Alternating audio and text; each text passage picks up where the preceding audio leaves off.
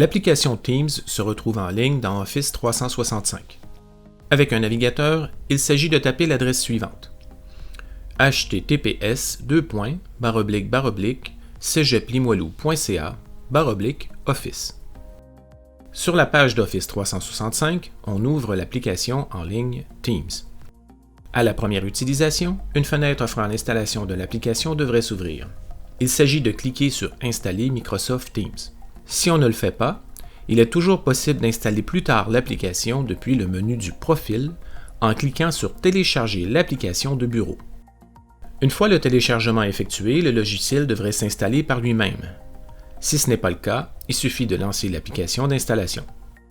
Une fois le logiciel installé, pour s'y connecter, il faudra utiliser son compte utilisateur du Cégep suivi de @cegeplimoilou.ca. Voici l'interface de Teams. Le menu de contrôle se trouve sur la colonne de gauche.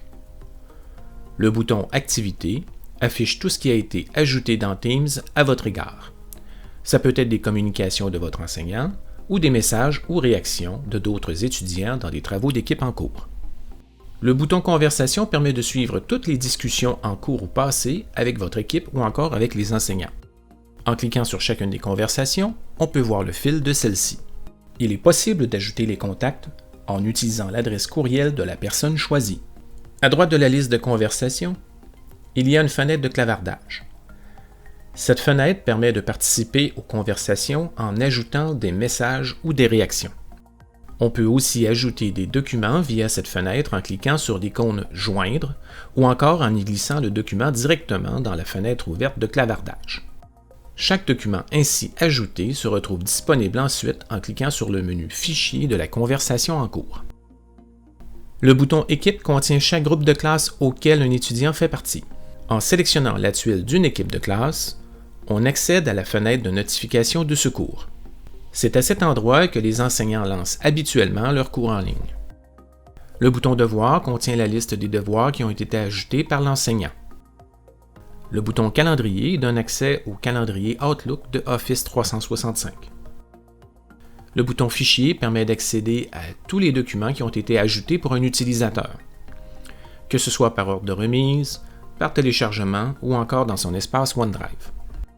Il est aussi possible de communiquer par voix, par vidéo ou présenter un écran par Teams.